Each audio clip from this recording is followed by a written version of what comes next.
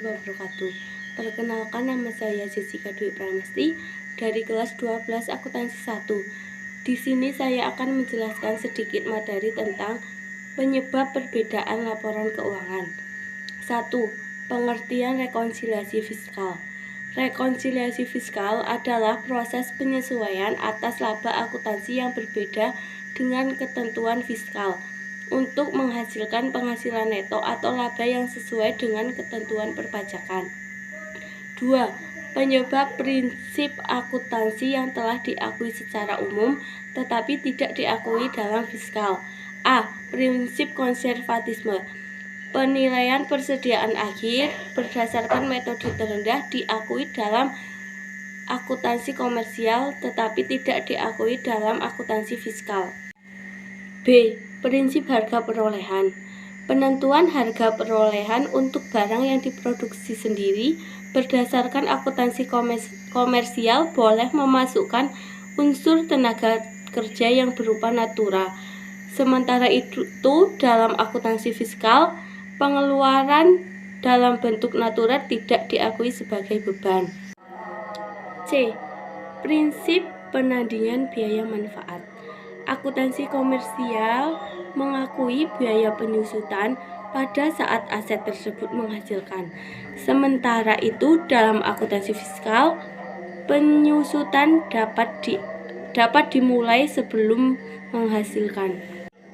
3. Perbedaan metode dan prosedur akuntansi. A. Metode penilaian persediaan. B. Metode penyusutan dan amortisasi. C. Metode penghapusan piutang. Sekian dari saya, kurang lebihnya mohon maaf. Semoga materi ini bisa bermanfaat bagi kalian semua. Saya akhiri. Wassalamualaikum warahmatullahi wabarakatuh. Assalamualaikum warahmatullahi wabarakatuh. Perkenalkan, nama saya Desya Julin Dwi Kristi. Saya dari kelas 12 akuntansi 1. Di sini saya ingin menjelaskan materi tentang perbedaan tetap dan perbedaan sementara. Perbedaan tetap terjadi karena adanya transaksi pendapatan dan beban diakui menurut akuntansi komersial tetapi tidak diakui menurut akuntansi fiskal. Perbedaan tetap meliputi hal-hal sebagai berikut. 1. Penghasilan yang pajaknya bersifat final. 2. Penghasilan yang tidak termasuk objek pajak. 3. Beban atau pengeluaran yang tidak diperbolehkan sebagai pengurangan penghasilan bruto. B. Perbedaan waktu terjadi karena perbedaan waktu pengurangan sementara pendapatan dan beban dalam menghitung laba. 5. Perbedaan yang berasal dari penghasilan. 1. Kerugian suatu usaha di luar negeri. 2. Kerugian usaha dalam negeri. 3. Timbangan dengan jumlah yang melebihi kewajiban. Sekian dari saya. Terima kasih. Assalamualaikum warahmatullahi wabarakatuh. Saya Ilham Gunanto dari kelas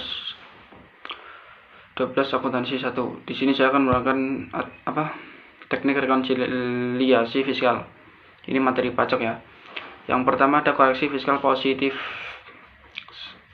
Koreksi fiskal positif adalah koreksi yang bersifat menambahkan laba, seperti menambah pendapatan atau mengurangi beban-beban yang tidak diakui oleh pajak. Yang pertama adalah beban yang tidak diakui oleh pajak. Di sini terdapat ada macam-macam. Salah satunya adalah yang pertama adalah pembagian laba dengan nama dan dalam bentuk apapun, seperti dividen dan lain-lain.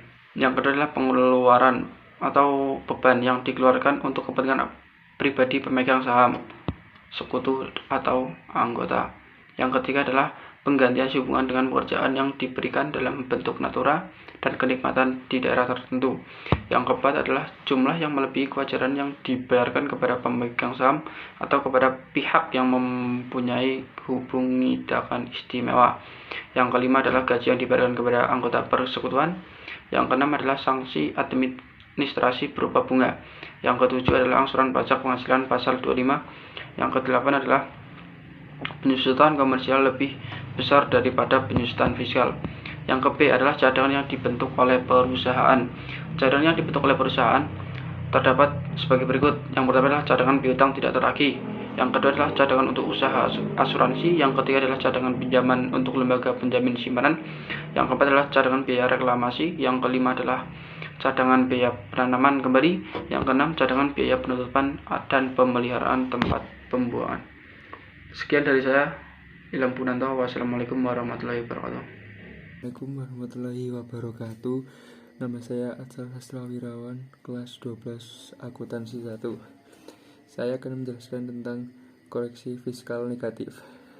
Dalam rekonsiliasi fiskal, penghasilan tertentu harus dikeluarkan dari total penghasilan kena pajak atau PKP, atau dikurangkan menurut laba dari akuntansi komersial.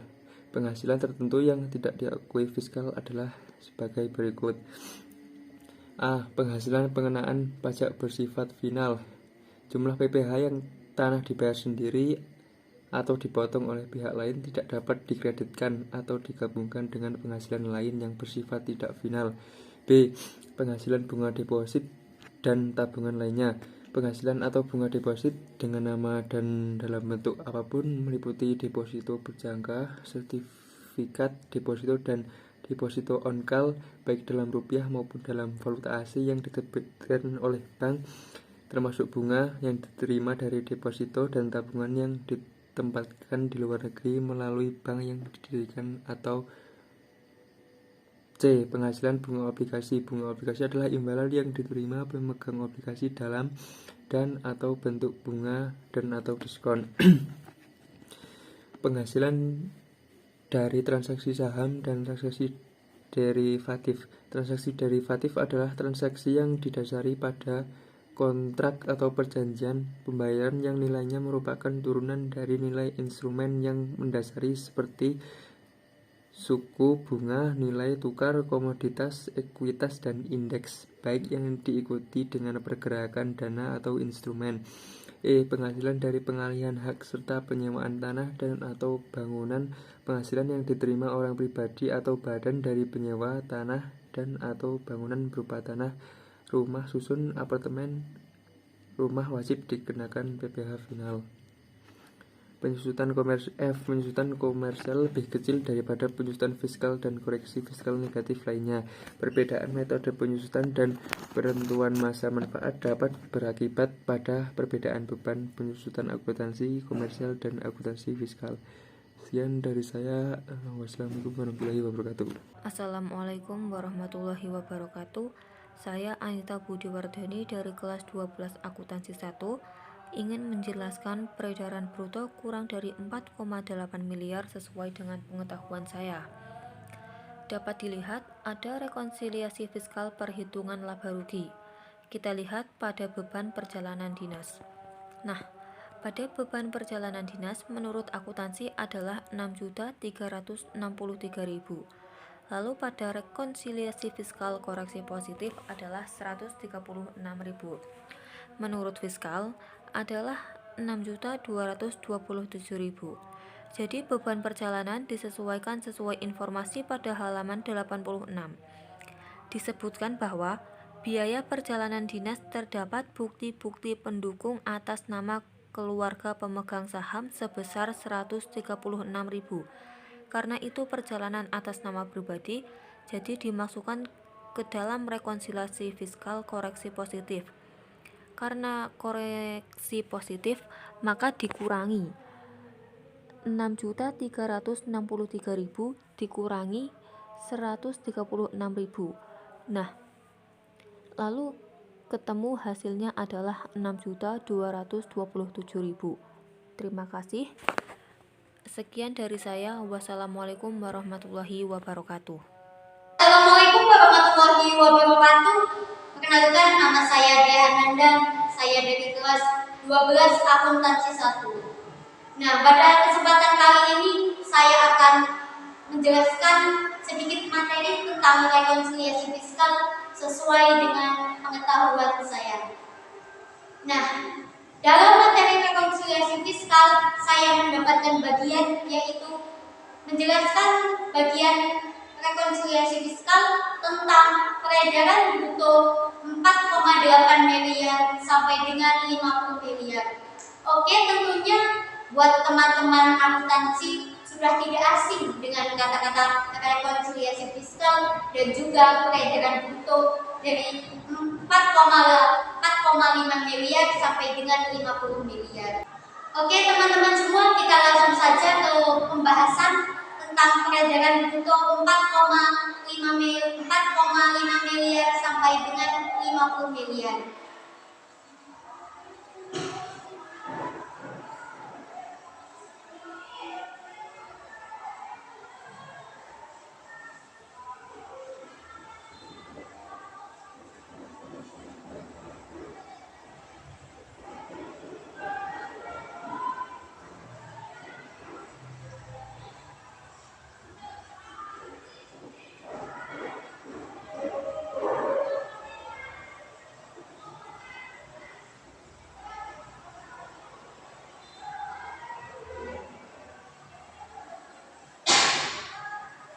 Nah, misal di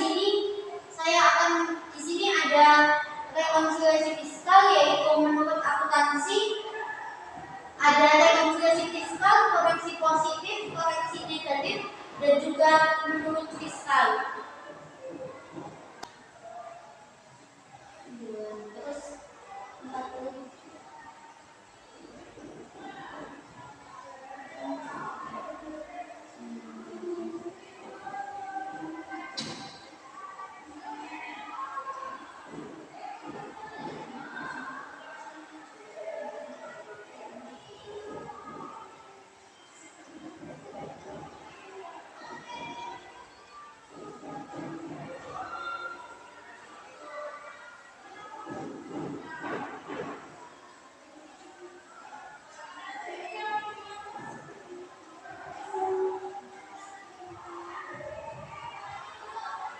Oke teman-teman semua, jadi semisal seperti koreksi fiskal yang saya buat di sini pertama ada 5 kolom. Yang pertama kita isikan di sini semisal ya, penghasilan usaha dalam negeri, dan di sini ada penjualan. Yang selanjutnya ada kolom menurut akuntansi. Kolom rekonsiliasi fiskal dibagi menjadi 2 kolom, yaitu yang pertama rekonsiliasi fiskal, rekonsiliasi positif, dan yang selanjutnya yaitu koreksi negatif.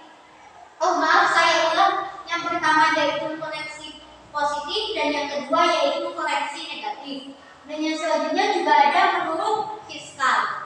Nah, seperti contoh yang saya buat di sini yaitu penjualan. Nah, di sini penjualan ada 40.011.000 rupiah. Nah, ini penjualan menurut akuntansi adalah 40.011.000 rupiah.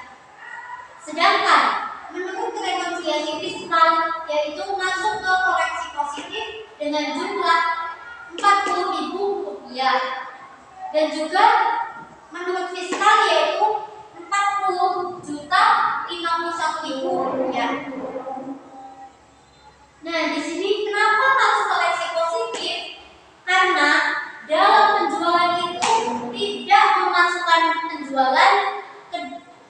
Nah, ini saya ulang. Dalam penjualan, kenapa masuk ke koreksi positif? Karena dalam penjualan itu tidak memasukkan penjualan sebesar 40.000 rupiah ke dalam gaji karyawan.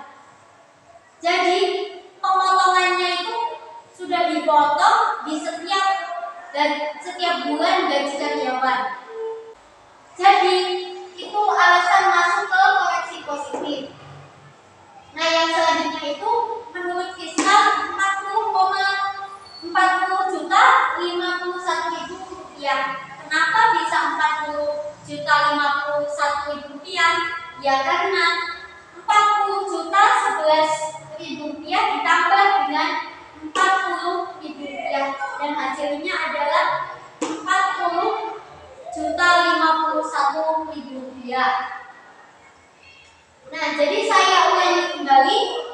Pertama di sini semisal ada penjualan, yang kedua penjual menurut akuntansi adalah 40 juta 11.000 rupiah, dan di sini masuk ke dalam koreksi positif. Kenapa masuk ke koreksi positif? Karena dalam penjualan itu tidak memasukkan 40.000 rupiah ke dalam gaji karyawan, karena pemotongannya sudah di setiap bulan gaji karyawan. Nah, seperti itu. Nah, yang selanjutnya yaitu menurut fiskal. Menurut fiskal ada 40.051.000. Mengapa 40.051.000? Yaitu dari menurut akuntansi ditambah dengan 40.000 rupiah dari koreksi positif. Nah, jadi kalau positif itu ditambah, kalau negatif itu dikurang.